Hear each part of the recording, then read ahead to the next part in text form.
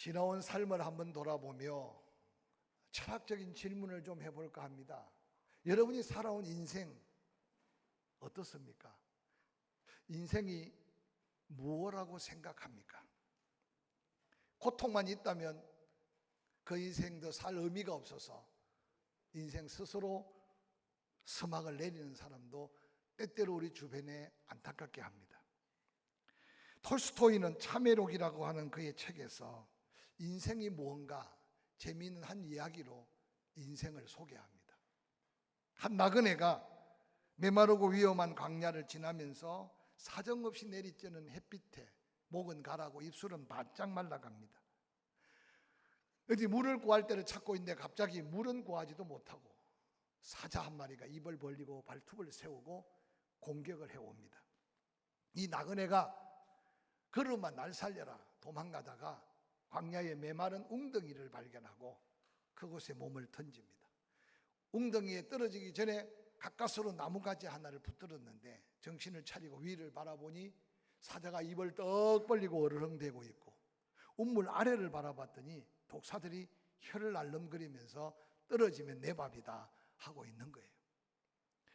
온갖 힘을 다해 나무를 붙들고 있는데 갑자기 옆에서 뭔가 뚝뚝 떨어지는데 혀로 핥아보니까 달달한 꿀이 떨어지는 거예요. 그래서 그 꿀을 먹으면서 허기를 채웠는데 조금 시간이 지났는데 까만 쥐 한 마리가 나오더니 붙들고 있는 나무가지를 갉아먹는 거예요. 그러더니 또한 바톤을 서로 받듯이 하얀 쥐가 한 마리 나오더니 또 나무가지를 갉아먹고 있는 겁니다. 그냥 웃지 못할 이야기지만 이게 바로 인생이라고 톨스토이는 그의 참회록에서 글로 표현하고 있습니다. 사자를 만나듯이 불현듯 인생의 위기를 만날 수도 있고 그저 외나무 다리 간신히 피했는 줄 알았는데 그 밑에 보니까 또한 독사가 해를 날름거리는 게 인생의 위기의 험한 골짜기가 아닌가.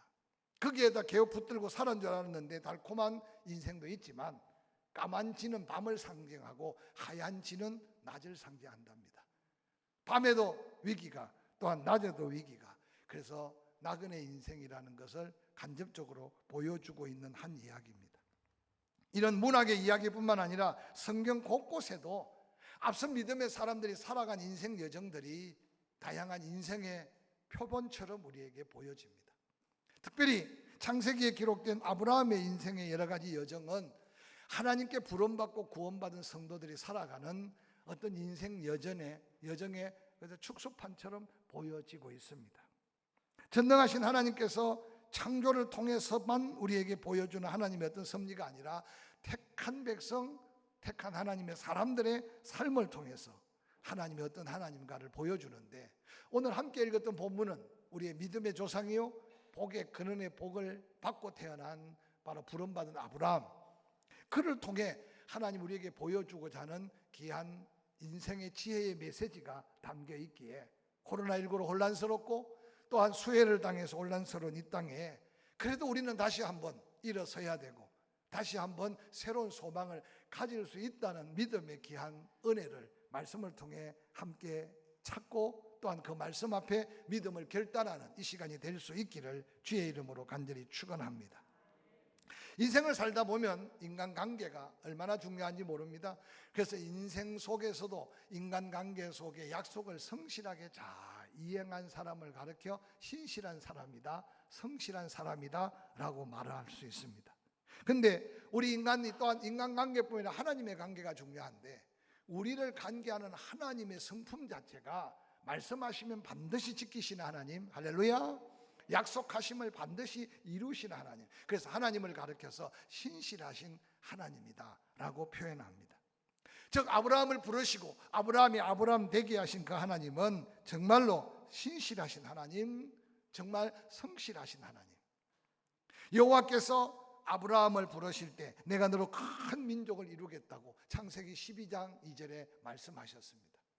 처음 하나님이 아브라함을 갈대아 우르에서 불러내어 하나님이 그 백성 가나안 땅으로 이끌 때 약속한 약속입니다. 그리고 창세기 18장에 와서 우여곡절 끝났지만 아브라함에게 다시 말합니다. 내 아내 사라에게 아들이 있을 것이다 라고 약속하셨습니다. 그 약속을 받았는데도 아브라함에게는, 사라에게는 아들이 생기지 않았습니다. 세월이 지나갑니다. 놀랍게도 세월이 지나갈수록 아브라함도 사라도 환경에 더 익숙해지고 자신의 어떤 가치관에 매여서 하나님의 약속이 자꾸만 잊혀져 가고 세상 속에 길들여지고 익숙해져 가기 시작합니다. 그래서 자신에게 주어진 삶의 환경만을 바라보는 그 순간 아브라함은 하나님의 그 완전한 약속을 순간 잊어버렸고, 또한 하나님의 말씀대로 순종의 걸음을 걷지 못하고 인간적으로 실수를 연발하는 아브라함의 연약한 모습을 성경을 통해 보게 합니다. 창세기 16장 1절 2절은 이렇게 기록합니다. 아브라함의 아내 사레는 출산하지 못하였고 그에게 한 여종이 있으니 애굽 사람이요 이름은 하갈이라. 사레가 아브라함에게 이르되 여호와께서 내 출산을 허락하지 아니하셨으니 원하건대 내 여종에게로 들어가라. 내가 혹 그로 말미암아 자녀를 얻을까 하노라 하매 아브라함이 사레의 말을 들으니라 라고 기록하고 있습니다. 믿음의 조상이 하나님의 약속받은 아브라함의 실수 중에 실수는 바로 사레가 자기 몸이 늙고 더 이상 아이를 가질 수 있는 소망이 없어진 자기 환경, 자기 육체적인 한계를 넘어서지 못하고 하나님의 약속을 잊고 그러고는 여인으로서 자기가 부리는 여종, 그것도 애굽인, 그를 아브라함 품에 안기는 어리석은 모습을 성경에는 보여주고 있습니다. 이 창세기 16장 1절 2절은 사레의 믿음의 한계뿐만 아니라 아브라함의 믿음의 연약한 모습들을 그대로 보여주고 있는 모습입니다.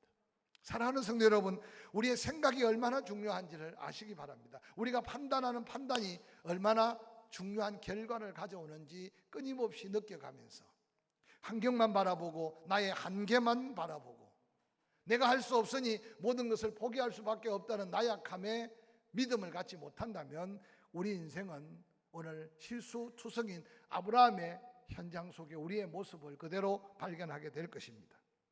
아브라함과 사레 믿음의 한계를 극복하지 못하고 환경에 매여 있을 때, 그러나 변함없는 하나님, 신실한 하나님은 여전히 하나님 당신의 뜻을 이루어가고 있는 것을 볼 수 있습니다. 창세기 21장 6절에 보니까 사라가 이르되 하나님이 나를 웃게 하시더니 듣는 자가 다 나와 함께 웃으리로다.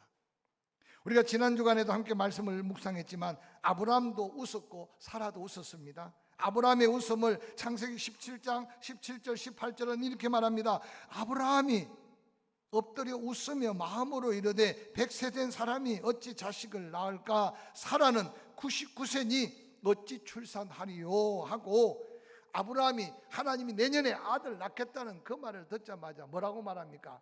아이고 무슨 말씀입니까? 내 나이 100세, 내 아내 나이 99세인데 무슨 아이를 낳는다는 말입니까? 이미 만들어 놓은 이스마엘이나 그냥 잘 키우도록 도와주십시오. 이게 오늘 아브라함의 모습입니다. 여러분, 아브라함의 웃음 속에는 불신앙의 웃음, 하나님을 조롱하며 비웃는 믿음 없는 아브라함의 웃음을 한번 연상해 보시길 바랍니다. 그것으로 끝나지 않습니다. 창세기 18장 12절 13절에 보니까 사라가 속으로 웃고 이르되 내가 노쇠하였고 내 주인도 늙었으니 내게 무슨 즐거움이 있으리요? 여호와께서 아브라함에게 이르시되 사라가 왜 웃으며 이르기를 내가 늙었거늘 어떻게 아들을 낳으리요 하느냐. 저는 이 본문의 말씀을 묵상하면서 하나님의 은혜를 잊고 믿음의 조상으로 구별되었지만 환경에 자기의 삶의 한계 속에 갇혀있는 아브라함의 웃음, 사라의 그 웃음은 무슨 영광을 보며 무슨 은혜를 입을 믿음의 모습입니까? 근데 놀랍게도 하나님은 그들의 웃음, 비웃음의 웃음, 불신앙의 웃음, 조롱의 웃음까지도 오늘 사라가 고백하는 이삭을 낳고 난 고백이 뭡니까? 나를 웃게 하시더니 웃기시더니 진짜 웃게 하시네요. 그 하나님이 바로 아브라함의 하나님, 사라에게 은혜를 베푸신 하나님이라는 사실을 기억하시기를 주의 이름으로 간절히 축원합니다. 결론적인 이야기지만 아브라함은 그런 가운데 한 가지 두 가지 은혜를 덧입으면서 그가 처음 부름받을 때는 유목민으로 떠돌이 생활을 하고 있습니다. 오늘 본문에 브엘세바에 오기 전에 그랄이라는 곳에 가서 애굽에서 팔아먹었던 아내를 다시 한번 그랄 왕 아비멜렉에게 아내가 아니라 누이라고 해서 또 심각한 위기를 만나게. 그러나 하나님은 아브라함과 함께 하셔서 결국은 아브라함이 브엘세바로 올라와 오늘 그 많은 은혜를 함께 가슴에 담고, 세상은 한계 속에 불가능의 여러 가지 조건이 있지만 하나님은 여전히 내 편, 하나님은 여전히 은혜로 인도하셨다. 이제 내가 떠돌아다니는 방랑객 유목 생활이 아니라 이 브엘세바의 자리를 잡고 내가 영원한 하나님, 영원토록 그 하나님을 섬기리라. 그리고 에셀 나무를 심고 있는 기념 식수의 현장이 오늘 본문에 읽었던 현장이에요. 아브라함에게 그 감격의 결단, 그 감격의 믿음의 고백이 있게 된 것은 바로 불신앙, 비웃고 조롱하고 웃었는데 하나님은 그 웃음까지도 바꾸어서 진짜 기쁨의 웃음이 되게 하신 하나님이 에셀 나무를 그곳에 심고 영원한 하나님을 섬길 수 있는 아브라함의 믿음이 되었다는 사실을 본문은 우리에게 일깨워 줍니다. 사랑하는 성도 여러분, 하나님은 잉태하지 못하고 나이임이 넓은 이 사라에게 웃음을 주셨습니다. 사망과 소망 없고 불임의 결박을 하나님은 깨트려 주셨습니다. 그래서 그 하나님의 은혜로 사라도 다시 웃고 아브라함도 다시 웃고, 사라가 고백하기를 사라가 아들 낳았다는 이 소문을 듣는 사람마다 모두가 다 웃게 될 것이다. 그러고 하나님은 그 낳은 아들까지도 웃음이라는 뜻을 가진 이삭이라는 이름을 지어줬는데, 아브라함은 그 아들의 이름을 하나님이 지어준 이삭이라고 부를 때마다 하나님은 웃기시는 하나님이다. 이삭 부를 때마다 내 믿음과 상관없고 내가 생각했던 생각과 상관없이 하나님은 은혜 베푸신 하나님, 우리를 웃게 하신 하나님, 저는 그 하나님이 바로 아브라함으로 하여금 하나님이 영원한 하나님 되심을 고백하는 에셀 나무를 심는 믿음의 결단의 고백이 되신 하나님인 것을 성경은 우리에게 가르쳐주고 있습니다. 훗날의 믿음의 후손들이 아브라함과 사라의 믿음을 이렇게 소개합니다. 히브리서 11장 11절에 믿음으로 사라 자신도 나이가 많아 단산하였으나 잉태할 수 있는 힘을 얻었으니 이는 약속하신 일을 미쁘신 줄 알았습니다. 이러므로 죽은 자와 같은 한 사람으로 말미암아 하늘의 허다한 별과 또 해변의 무수한 모래와 같이 많은 후손을 생육하였느니라 라고 말합니다. 사라의 믿음 때문입니까? 아브라함의 믿음 때문입니까? 그들의 웃음까지 바꾸는 신실한 그 하나님을 다시 한번 바라보면서 우리의 삶의 자리에 그 믿음의 결단, 감사의 고백, 영원하도록 그 하나님이 나의 하나님 되심을 고백하는 에셀나무 기념 식수가 여러분 마당에 나무 한 그루 심는 게 아니라 우리 가슴 속 믿음의 새길 아름다운 고백이 될 수 있기를 주의 이름으로 간절히 축원합니다. 이 고비가 지난 후에 아이를 키워갑니다. 창세기 21장 9절에 보니까 사라가 어느 날 본적 아브라함의 아들 애굽 여인 하갈이 낳은 아들 바로 이스마엘이 이삭을 놀리는지라. 그가 아브라함에게 말합니다. 이 여종과 그 아들을 내쫓아라. 이 여종의 아들은 내 아들 이삭과 함께 기업을 얻지 못하리라 하므로 아브라함이 그의 아들로 말미암아 그 일에 매우 근심이 되었습니다. 하나님이 아브라함에게 이르되 내 음이나 내 아이나 내 여종으로 말미암아 근심하지 말고 사라가 내게 이런 말을 다 들으라. 이삭에게서 나는 자라야 내 시라 부를 것입니다. 하나님의 은혜를 덧입고 여러분 비웃음의 웃음 속에 진정한 웃음을 가졌으나 그 가정에 다시 파란만장한 말이 그렇지 여러분요, 아브라함의 씨로 낳은 아들 이스마엘, 또한 아브라함이 사라를 통해 낳은 이삭, 다 아버지 아브라함으로 볼 때 자식 아닙니까? 그런데 어느 날 함께 살 수 없는 지경이 이르렀어요. 저는 이 말씀을 묵상하다가 우리가 정말 하나님의 은혜 속에 감격과 믿음의 고백으로 에셀나무를 심을 수 있는 믿음이 되려면 육의 것과 영의 것을 구별할 수 있어야 되고 땅의 것과 하늘의 것을 구별할 수 있어야 되고 진리와 비진리를 구별할 수 있어야 되고, 할렐루야. 근데 오늘 세상 보십시오. 모두가 다 뒤죽박죽 그냥 잘 살아보자는 거예요. 여러분 예배 드리다 나가면 안내 데스크에 지금 차별금지법 속에 여러 가지 악법 조항을 아주 그림으로 잘 표현해 놓은 프린트물을 하나 놓았습니다. 꼭 한 장씩 가져가면서 보십시오. 정말 약자를 위한 법인가? 정말 소수자를 위한 인격을 위한 법인가? 여러분 아름답게 포장되어 있으나 그 속에 보면 우리 모두를 다 얽매이는 자유를 박탈하는 엄청난 악법이라는 사실을 지금 많은 사람들이 깨달아가고 있어요. 그런데 아직도 어리석은 사람이 아니 차별하지 말자는데 왜 기독교인들이 왜 목사들이 나서서 소리치고 외치느냐? 여러분 제일 차별하지 않는 게 교회고 하나님의 말씀이고 하나님의 진리예요. 할렐루야.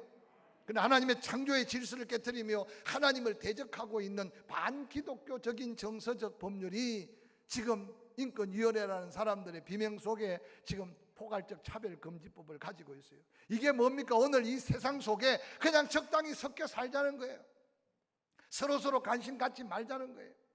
그러나 하나님은 우리에게 말합니다. 양과 염소는 반드시 구별되고 의인과 죄인은 반드시 구별되고 죄인은 회개하지 않고는 하나님의 의로움을 덧입을 수 없다는 게 말씀이고 진리라는 사실을 깨달으시기를 주의 이름으로 간절히 축원합니다. 사랑하는 성도 여러분, 살아있을 동안 내가 눈을 떴으니 내 시간입니까? 오늘날 많은 사람들이 시간에 대한 개념들이 없어요.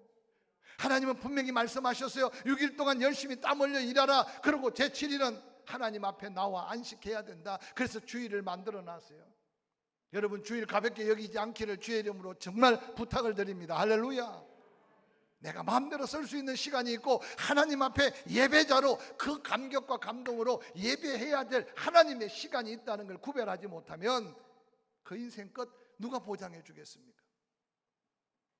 왜 이리 바쁩니까? 왜 이리 할 일이 많습니까? 아무리 바빠도 아무리 갈 데가 많고 아무리 할 일이 많아도 하나님 내게 준 사명의 자리 지켜가며 예배자로 실패하지 않기를 다시 한번 주의 이름으로 간절히 축원합니다.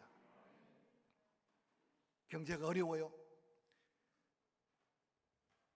사람이 이 문제를 해결할 수 없어요. 그런데 하나님은 약속하셨어요. 모든 게 다 하나님의 것이다. 믿으시면 아멘. 내 건강도 내 직장도 내 사업장도. 그런데 어느 날 내 것처럼 여겨져요. 내 마음대로 할 수 있다고 생각해요. 좀 죄송한 말이지만 다리 하나만 골절돼도 3개월 내지 6개월 동안 우리는 움직이지 못하고 병원 신세 져야 돼요. 오늘도 건강 지켜주신 거 감사함으로 내일 직장에 출근하시고 일터에서 할렐루야 찬송하며 일하시기를 주의 이름으로 간절히 축원합니다. 하나님의 것이지만 하나님은 우리에게 더한 복을 주시려고 9개를 우리 마음대로 쓰시래. 그 한 가지만 구별하며 믿음을 테스트해보고 싶대. 그냥 테스트가 아니에요. 하나님께서 순종하면 그 믿음을 따라서 애매하게 손해보지 않도록 황충기를 금하신대요. 시절 전에 과일이 떨어지지 않게 하신대요. 믿으시면 아멘. 그런데 이 믿음으로 물질을 구별하며 사는 사람들이 얼마나 됩니까? 그것만 약속이 아니에요. 심은 곳들마다 거두는데 지금 가지고 있는 창고보다 더 아름다운 창고를 만들어 풍성하게 차고 넘치도록 채워주겠다고 약속했어요. 이제 우리가 이런 시절에 다시 한번 오늘 아브라함에게 내 아내 사라의 말을 들으라는 말은 남자들이여 여자 말만 듣고 살아라 되는 말이 아니라 하나님의 뜻, 하나님의 진리, 하나님의 원칙과 방법을 그대로 순종하며 믿음으로 살라고 하는 하나님의 거룩한 도전임을 잊지 않으시기를 주의 이름으로 간절히 축원합니다. 어려울수록 우리의 시간과 물질, 내가 가진 은사, 재능이 어떻게 사용되는지 점검해 가면서 하나님의 영광을 위해 당당하게 설 수 있는 그 심령이 에셀 나무를 심고 영원하신 하나님 앞에 자기 존재감을 재확인하는 아브라함의 믿음의 고백이 아닐까 생각해 봅니다. 사랑하는 성도 여러분, 훗날에 믿음의 사람들은 로마서에 아브라함과 그의 믿음을 이렇게 소개합니다. 로마서 4장 18절에 아브라함이 바랄 수 없는 중에 바라고 믿었으니 이는 내 후손이 이와 같으리라 하신 말씀대로 많은 민족의 조상이 되게 하려 하심이라. 그가 100세가 되어 자기 몸이 죽은 것 같고 사라의 몸이 죽은 것 같음을 알고도 믿음이 약해지지 아니하고 믿음이 없어 하나님의 약속을 의심치 않고 믿음으로 견고하여져서 하나님께 영광을 돌리며 약속하신 그것을 또한 능히 이루실 줄 확신하였으니 그러므로 그것이 그에게 의로 여겨졌다라고 믿음의 후손들이 아브라함과 사라의 믿음에 대해서 정의합니다. 바랄 수 없는 중에 바라고 믿었어요. 그게 바로 아브라함의 믿음이고 오늘도 하나님의 영광을 누릴 우리의 믿음이 될 수 있기를 주의 이름으로 간절히 축원합니다. 100세나 되어 자기 몸이 죽은 것 알아요. 불가능한다는 사실을 알았지만 불가능한 환경을 바라본 게 아니라 불가능한 여러 가지 삶의 여건을 바라본 게 아니라 전능하신 하나님을 바라보고 믿음이 약해지지 않았대요. 여러분의 믿음은 어떻습니까? 뿐만 아니라 아브라함이 가진 아름다운 믿음을 후손들은 말하기를 100세가 될 때까지 의심하지 않고 믿었다고 성경에는 기록하고 있어요. 중간에 실수는 있었지만 그러나 하나님의 말씀을 끊임없이 붙들고 믿음이 약해지지 않을 뿐만 아니라 그 믿음을 의심치 않았어요. 결과는 뭡니까? 하나님께 영광을 돌리는 삶이 되었다.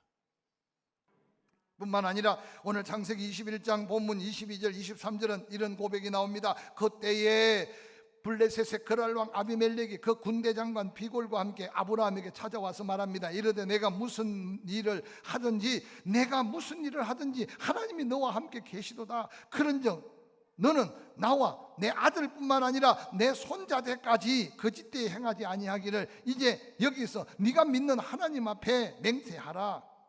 내가 내게 후대한 것처럼 너도 나와 나의 머무는 이곳에서 그렇게 후대하기를 바란다. 여러분, 사실은요, 아비멜렉에게 아브라함이 얼마나 큰 수치를 당하고, 그리고 그 힘센 종들이 와서 아브라함의 운물을 가로막고 고통을 당했는지 몰라요. 그런데 어느 날 아비멜렉이 아브라함의 아내 사라를 품으려고 하다가 하나님의 진노가 얼마나 엄중했던지, 그리고 자세히 살펴보니 아브라함이 가는 곳마다 하는 일마다 하나님이 아브라함과 함께 하는 걸 세상에 가장 악한 자도 그 눈에 보였다는 거예요. 그러면서 오늘 아비멜렉이 아브라함에게 뭐라고 말합니까? 내가 무슨 일을 하든지 하나님이 너와 함께 계시는 걸 내가 보았다. 할렐루야. 여러분, 신앙생활 너무 가볍게 하지 않으시기를 주의 이름으로 간절히 축원합니다. 자녀를 둔 부모들이요, 여러분의 영적인 모습을 자녀들이 본받아 갈 만한 아름다운 믿음을 가지시기를 주의 이름으로 간절히 축원합니다. 세상에 악한 자들도 다 보고 있다니까요.